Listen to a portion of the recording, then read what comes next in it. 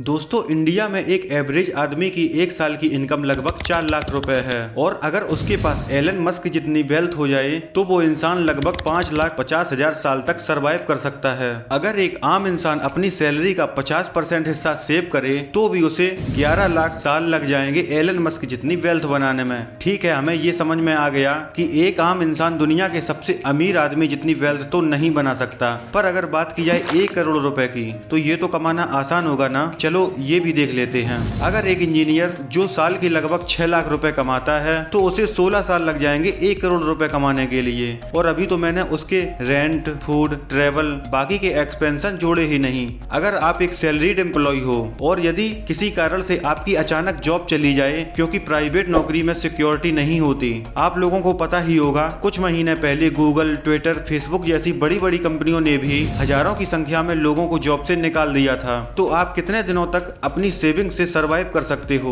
Rich dad poor dad by Robert Kiyosaki की ये book हमें पूरी फाइनेंशियल नॉलेज देती है, जो कि ना हमारे स्कूल में सिखाया गया ना कभी घर वालों ने। ये बुक पैसों का एक ऐसा रास्ता सिखाती है जो हमें बचपन में सीखना चाहिए था। जिसने भी इस किताब को नहीं पढ़ा वह जिंदगी के गोल चक्कर में ही फंसकर रह जाएगा। इस वीडियो के खत्म होने तक मैं आपसे प्रॉमिस करता हूँ जो आपने कभी नहीं सीखा होगा वो आज आप सीखने वाले हो इस वीडियो के माध्यम से। और यह वीडियो पूरा देखने के बाद आप दुनिया के उन गिने चुने लोगों की लिस्ट में आ जाओगे जो इस गोल चक्कर की जंजीरों को तोड़कर अमीर बनना चाहते हैं, लाइफ में कुछ ऐसा करना चाहते हैं जो बाकी लोग कभी सोच भी नहीं सकते। और सही मायने में फाइनेंशियल फ्रीडम क्या होती है वो आज आपको पता चल जाएगी। So let's begin. Lesson number 1, rich don't work for money, मतलब अमीर लोग पैसों के लिए काम नहीं करते। अब ये बात बहुत ही अजीब लगेगी। बचपन से लेकर आज तक घर वालों ने या रिश्तेदारों ने या स्कूल टीचर्स ने बस यही सिखाया है कि बेटा अच्छे से पढ़ाई करो, अच्छे से मार्क लाओ, वरना कहीं भी नौकरी नहीं लगेगी, और अगर पैसे नहीं कमाओगे तो आपकी लाइफ बर्बाद हो जाएगी, जिंदगी भर धक्के खाते रहोगे। बचपन तो हमारा सिर्फ इन्हीं बातों को सुनकर गुजर गया कि तुम्हें एक अच्छी सी जॉब करनी है, पैसों के लिए काम करना है। पर रॉबर्ट कियोसाकी कहते हैं आपको पैसों के लिए काम नहीं करना, क्योंकि उनके रिच डैड ने उन्हें सिखाया था कि आप टाइम बेचकर जॉब करने से कभी भी अमीर नहीं बन पाओगे, क्योंकि आपकी सैलरी कितनी भी हो जाए, आपको कितना भी पैसा मिले, आप हमेशा पैसों के गुलाम ही रहोगे, क्योंकि जब तक आप फिजिकली काम करते रहोगे तब तक ही वहाँ से पैसा मिलता रहेगा, और यदि किसी कारण से काम बंद हो जाए तो वहाँ से पैसा आना भी बंद हो जाएगा। जबकि अमीर लोग पैसों के लिए काम नहीं करते बल्कि पैसा उनके लिए काम करता है। रॉबर्ट हमेशा कहते हैं कि आपका कोई ऐसा बिजनेस या काम जो आपके बिना पैसा कमा कर देता हो तो वो आपका सबसे बड़ा एसेट होगा, परंतु लोग इसका बिल्कुल उल्टा करते हैं। वो सवेरे जल्दी उठते हैं, खाना पीना खाकर ऑफिस जाकर 9 to 5 की जॉब करते हैं। ऐसे लोग इस रेट रेस से तो निकलना चाहते हैं, परंतु उनके घर के लोन्स, रिस्पॉन्सिबिलिटी, EMI, बिजली बिल, ये सभी चीजें उसे जॉब करने पर मजबूर करती हैं। इसलिए वो लोग कभी भी कुछ नया ट्राई ही नहीं कर पाते, क्योंकि उनके मन में लॉस होने का डर बना रहता है, और यही कारण है आम इंसान हमेशा जॉब ही करेगा। Lesson number 2, financial literacy. अगर आपको लगता है कि स्कूल या कॉलेज से आपने बड़ी बड़ी डिग्री पास कर ली तो आप अमीर बन जाओगे, तो ये आपकी सबसे बड़ी गलतफहमी है, क्योंकि हमारे प्राइमरी एजुकेशन सिस्टम में फाइनेंशियल लिटरेसी के बारे में या बिजनेस के बारे में कभी बात ही नहीं होती। कभी भी नहीं बताया जाता कि आप बिजनेस कैसे बिल्ड कर सकते हो, कैसे आप अपने फाइनेंस को मैनेज करें, और अमीर बनने का सही रास्ता क्या है। रॉबर्ट के रिच डैड हमेशा बोलते थे कि मैटर नहीं करता कि आप कितना पैसा कमाते हो, बल्कि फर्क पड़ता है इस बात से कि आप महीने में कितना पैसा बचाकर उसे इन्वेस्ट करते हो। रॉबर्ट ऐसे कई लोगों से मिले हैं जिनके पास शुरू में तो बहुत सारा पैसा होता था और समय के साथ साथ वो गरीब हो गए, और वो भी क्यों? क्योंकि उनके पास फाइनेंशियल लिटरेसी की कमी थी, यानी फाइनेंशियल एजुकेशन बिल्कुल नहीं थी।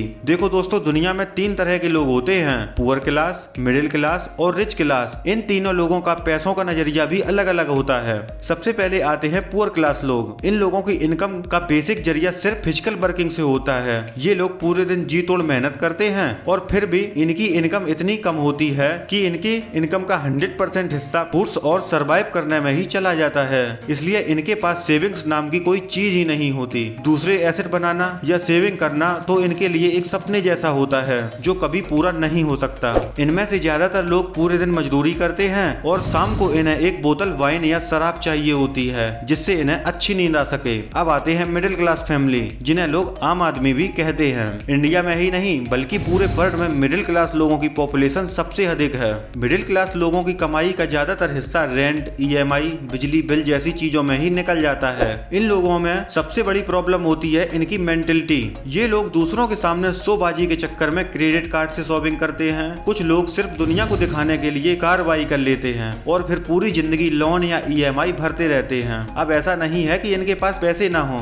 इनकी कुछ न कुछ सेविंग जरूर होती है जिन्हें ये या तो बैंक में रखते हैं या अपने नाम से LIC की इंश्योरेंस प्लान ले लेते हैं। इन लोगों के पास भी प्रॉपर फाइनेंशियल नॉलेज नहीं होती है। अब दोस्तों आते हैं लास्ट और रिच क्लास लोग। इन लोगों की मोस्टली इनकम इनके द्वारा बनाई गई एसेट से होती है। ये लोग पूरा फोकस एसेट बिल्ड करने पर ही करते हैं, जैसे प्रॉपर्टी लेकर रेंट पर देना या कोई बिजनेस बिल्ड करना या फिर स्टॉक में पैसे इन्वेस्ट करना, जिन्हें इन्हें डिविडेंड से रेगुलर इनकम होती रहती है और यहाँ पर इनके बिना भी काम चलता रहता है। और दोस्तों ये होते हैं असली अमीर। रॉबर्ट हमेशा बोलते हैं अगर आप टाइम देकर काम करोगे तो आप कभी भी अमीर नहीं बन पाओगे। अगर आप किसी कंपनी में काम करते हो तो आप उस कंपनी के ओनर को अमीर बना रहे हो। उस कंपनी का आप लाखों का काम कर रहे हो, तब जाकर वो 15 से 20 हजार रुपए मंथली पे कर रहा है। इसलिए आप इस जॉब के जंजाल से बाहर आना चाहते हो तो जल्द से जल्द एसेट और लायबिलिटी के फर्क को समझना होगा। हमेशा उन्हीं चीजों को एक्वायर करने की कोशिश करो जो आपकी जेब में पैसा ला कर दें, ना कि आपकी जेब से पैसा निकालें। Lesson number 3, overcoming fear. दुनिया में कोई भी ऐसा इंसान नहीं है जिसे अपने पैसे लॉस होने का डर ना लगता हो